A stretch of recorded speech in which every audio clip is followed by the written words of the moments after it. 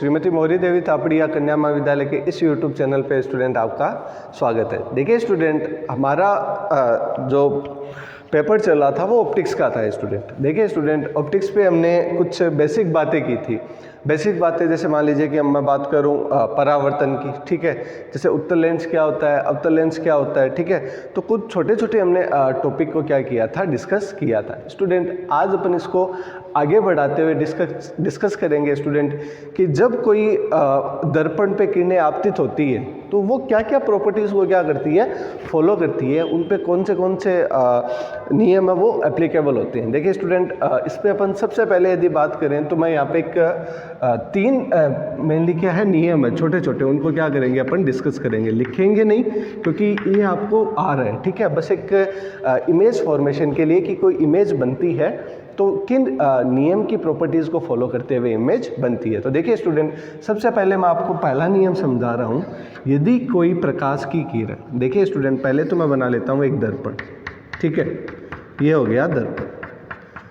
अब देखिए स्टूडेंट, इस दर्पण की ये क्या होती है, मुख्य अक्ष। ये जो मैंने लाइन ड्रॉ की है वो कहलाती है मुख्य अक्ष।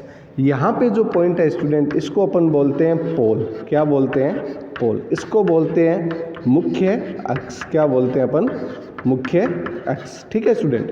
अब देखिए ये जो दूरी है दर्पण की, जिसको मैं ए ओ बी से क्या कर दूं, डिनोट कर दूं, ठीक है। तो वो डिनोट ए ओ बी से करेंगे तो ये क्या कहलाएगा, द्वारक कहलाएगा, ठीक है स्टूडेंट। अब देखिए, जैसे मान लीजिए कि मैंने यहाँ पे एक लाइट सोर्स रख दिया ऐसे, ठीक है, इसको मैं पी डैश बोल दूँ। तो पी डैश की जो हाइट है, साथ में कुछ और बेसिक चीज़ें मैं ऐड करते हुए चल रहा हूँ ताकि अपन जितनी ज़्यादा सीख सकें आगे के लिए क्या होगा, फ़ायदा होगा, ठीक है स्टूडेंट। तो पी डैश क्या होगी, हाइट किसकी, बिंब की ऊंचाई की, ठीक है स्टूडेंट, बिंब की ऊंचाई। अब देखिए, यदि कोई किरण मुख्य अक्ष के समांतर आती है, ये पहला नियम है स्टूडेंट, यदि कोई किरण मुख्य अक्ष के समांतर आती है तो परावर्तन के बाद वह किससे गुजरेगी, फोकस बिंदु से गुजरेगी। तो पहला नियम क्या कहता है, पहला नियम कहता है कि यदि कोई प्रकाश की किरण मुख्य अक्ष के समांतर आती है तो परावर्तन के बाद वह फोकस बिंदु से गुजरेगी।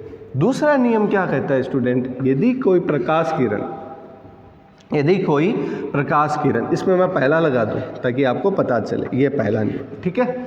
दूसरा नियम कहता है कि यदि कोई प्रकाश किरण फोकस बिंदु से गुजरे, अर्थात कोई प्रकाश किरण फोकस बिंदु से गुजरे तो वह परावर्तन के बाद, ये दूसरा नियम है, जस्ट इसका उल्टा मुख्य अक्ष के क्या हो जाएगी, समांतर हो जाएगी। तो वह परावर्तन के बाद क्या हो जाएगी, मुख्य अक्ष के समांतर। तो ये तो हो गया स्टूडेंट आपका दूसरा नियम।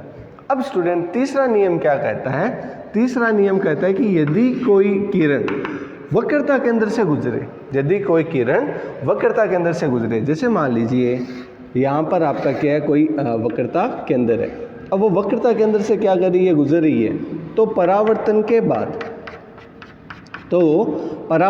बाद वो क्या होगी, वापस उसी दिशा में लौट जाएगी। दैट मीन्स जिस दिशा में आई आफ्टर परावर्तन या रिफ्लेक्टिंग, वो क्या होगी, वापस वक्रता केंद्र से ही गुजर जाएगी। तो ये क्या हुई स्टूडेंट, सिंपली मैंने आपको तीन नियम डिस्कस किए आपके साथ, ठीक है। उसके बाद अपन बात करते हैं स्टूडेंट, इमेज फॉर्म कैसे होती है। जैसे मान लीजिए कि कई जगह ऐसे लिखा हुआ मिलेगा आपको कि हमारा जो बिंब है वो किस पर है, अनंत पर। बिंब किस पर है, अनंत पर है। तो जो आपका प्रतिबिंब बनेगा वो कहाँ पर बनेगा, तो उसको अपन इन तीन नियम से क्या करेंगे, डिस्कस करेंगे। तो उनका जो बिंब की फॉर्मेशन होगी, इमेज की जो फॉर्मेशन होगी वो कैसे होगी, तो जो अपन तीन नियम पढ़े हैं उन्हीं को क्या करेंगे, अप्लाई करेंगे। तो देखिए स्टूडेंट, सबसे पहले अपन बात करें, जब हमारा बिंब कहाँ पे हो, एट क्या हो, इनफाइनाइट पर। अब आपको पता है स्टूडेंट कि इनफाइनाइट से तो क्या होती है,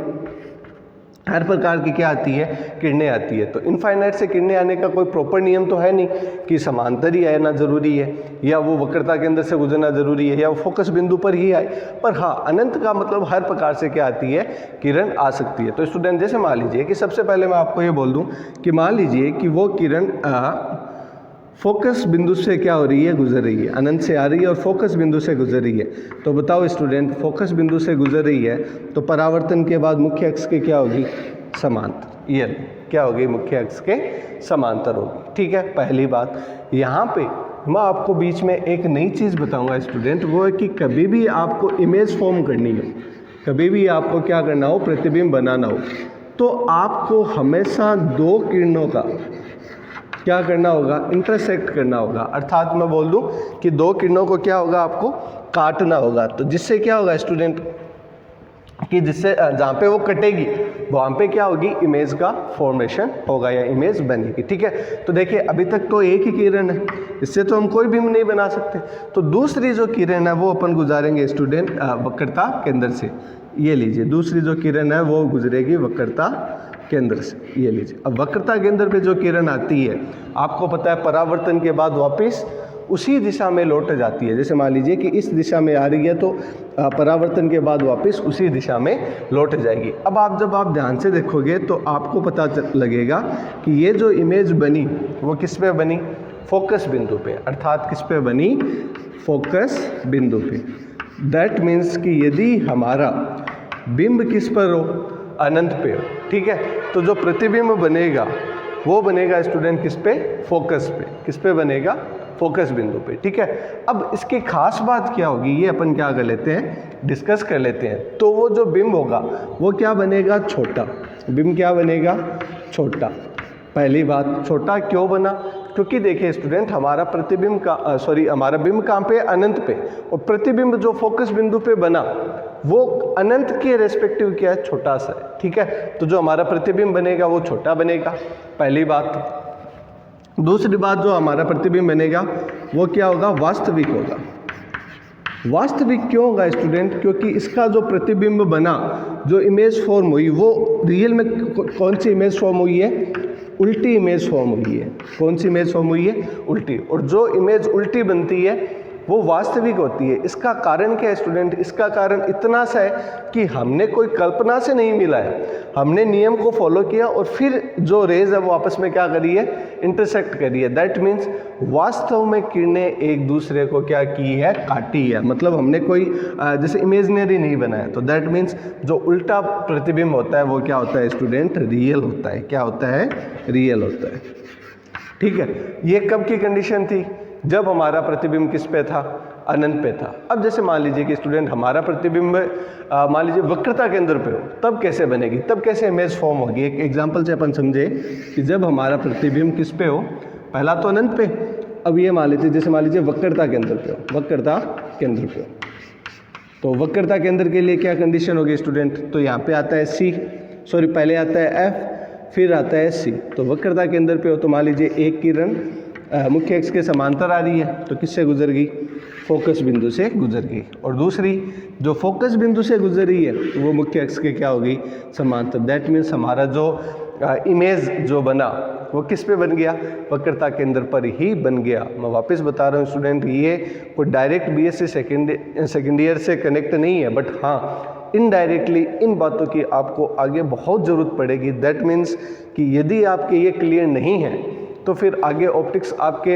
हार्ड होती चली जाएगी। तो मैं आगे आपको दिक्कत ना हो इसलिए मैं आपको बेसिक से लेके चल रहा हूँ। आपको स्टूडेंट यदि कोई बेसिक नहीं आ रहा है, क्योंकि सारा बेसिक पढ़ाना तो पॉसिबल नहीं होगा मेरे लिए, बट हाँ कुछ बातों को मैं क्या करूँगा, टच करूँगा। पर आप कैसे रहे कि सर एक बेसिक में मैं ये चीज़ नहीं आती कि अपवर्तन में स्नेल लॉ क्या है, या अपवर्तन कैसे होता है, या परावर्तन का कोई एग्जाम्पल बताइए। तो ये आपकी जिम्मेदारी होगी कि आप या तो कमेंट सेशन में या आप मेरे को मैसेज करके पूछो, ठीक है। मैं जितना कोशिश करूँगा, जितना पॉसिबल हो सके उतना डिस्कस करने की, बट मैं इन शॉर्ट ही सारी बातें बताऊँगा। जैसे ये 2 ही डिस्कस किए हैं, इसके बहुत सारे हैं वो अपन डिस्कस नहीं करेंगे। क्यों, क्योंकि वो हमारे लिए यूज़फुल तो है, पर वो आपको क्या करनी पड़ेगी, मेहनत करनी पड़ेगी। जैसे नियम मैंने बता दिए, आपको तो बस क्या करना है, अप्लाई करके देखना है, ठीक है स्टूडेंट।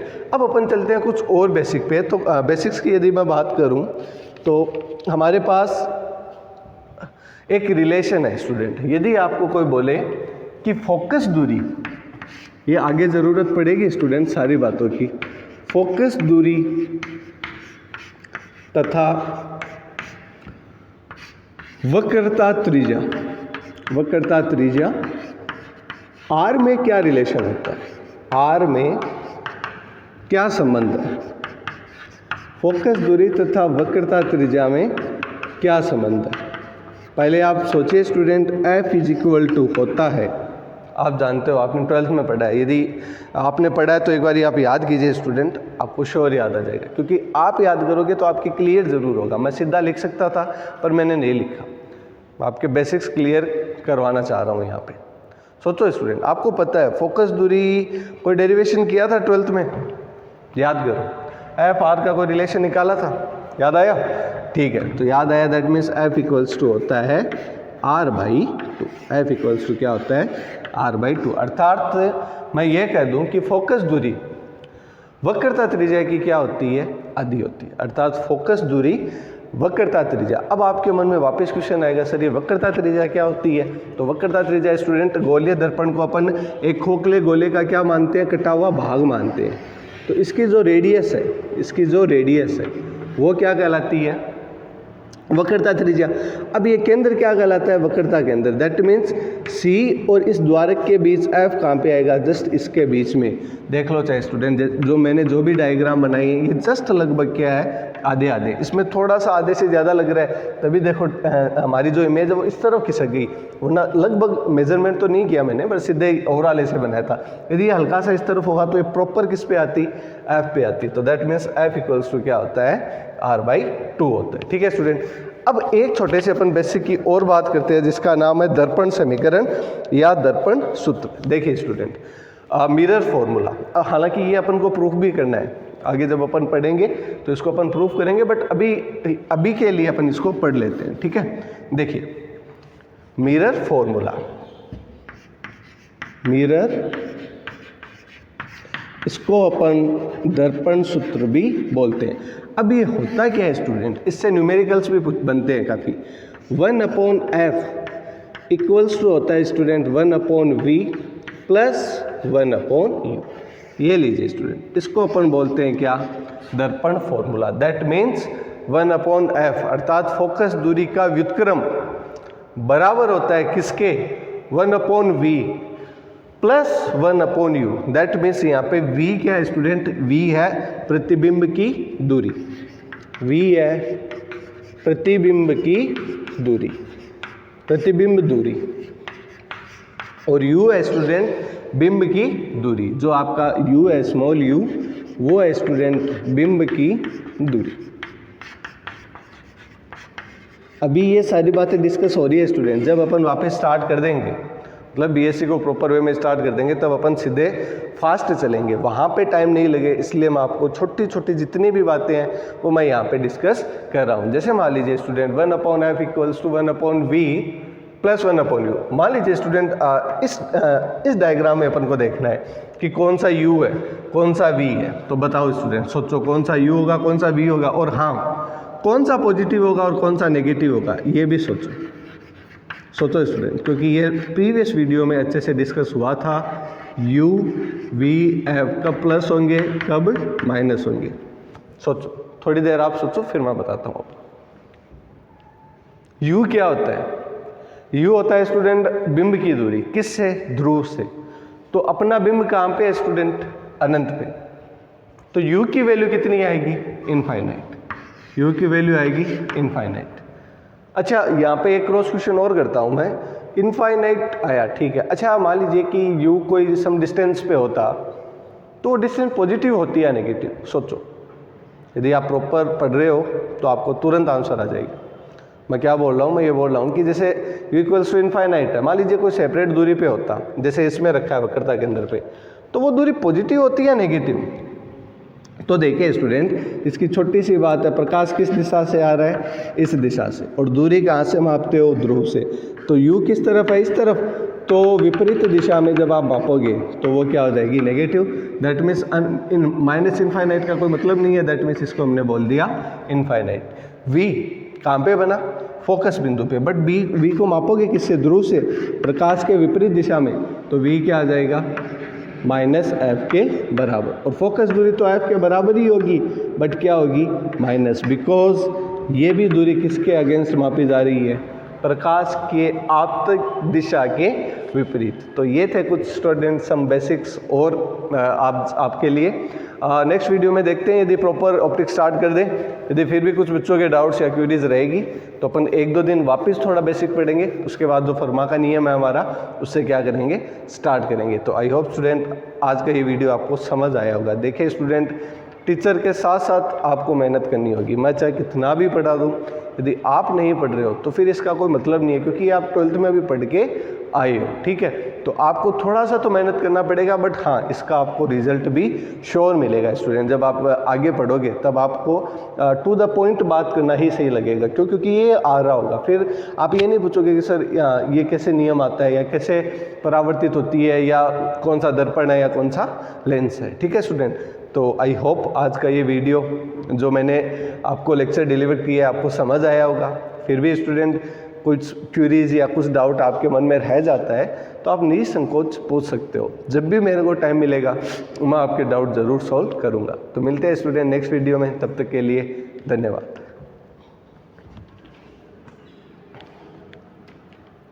अरे स्टूडेंट, ये आपको दिखाई नहीं दिया, एक बार आप इस पूरे का क्या ले लीजिए, एक साथ स्क्रीनशॉट ले लीजिए, ताकि जितने भी आपके जो बेसिक्स पढ़े हैं आपने वो आपके क्या हो जाए, क्लियर हो जाए, या मैं बोल दूं कि एक ही स्क्रीनशॉट में क्या रह जाए, सेव रह जाए। तो मिलते हैं स्टूडेंट नेक्स्ट वीडियो में, तब तक के लिए बाय बाय।